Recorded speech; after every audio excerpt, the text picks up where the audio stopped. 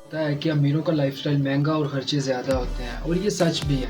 लेकिन गरीब होना भी कोई इतना आसान काम नहीं है।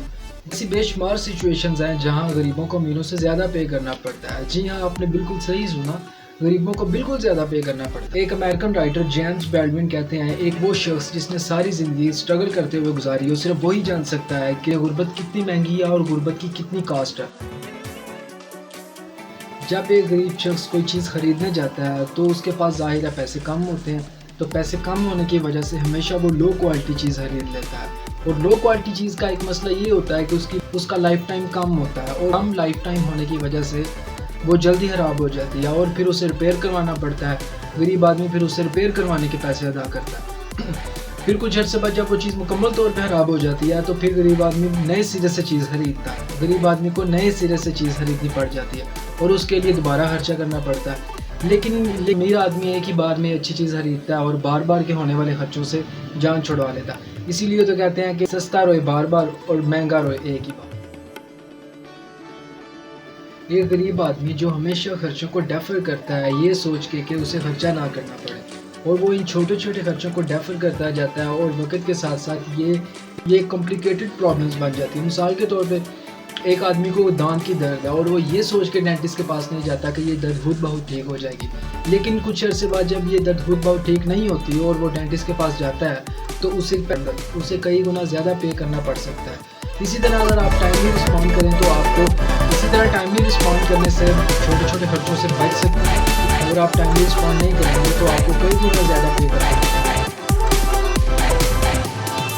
एक चीज़ की मार्केट वैल्यू 100 रुपये है, और जब उसे आप बल्क क्वान्टिटी में खरीदते हैं तो आपको इस चीज़ के ऊपर एक डिस्काउंट मिल जाता है, यानी 100 रुपये वाली चीज़ आपको 90 रुपये में मिल जाती है।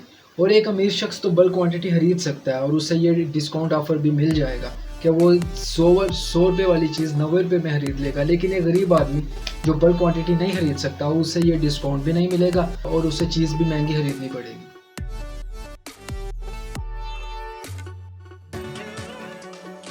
अक्सर बैंक आपकी फाइनेंशियल सिचुएशन देखते हैं, और अगर आपकी फाइनेंशियल सिचुएशन बेहतर होगी तो बैंक्स आपको क्रेडिट कार्ड इशू कर देंगे।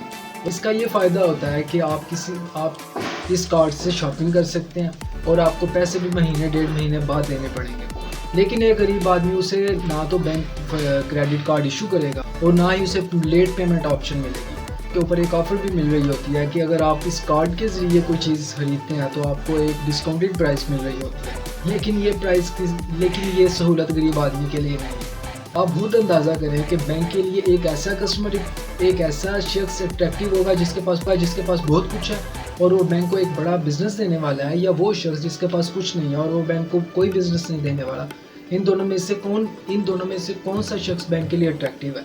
यकीनन वही होगा जिसके पास बहुत कुछ है और वो बैंक को एक बिजनेस भी देने वाला है। इसी तरह जब कोई अमीर शख्स बैंक में जाता है तो उसका बड़ा गर्मजोशी से इस्तकबाल किया जाता है।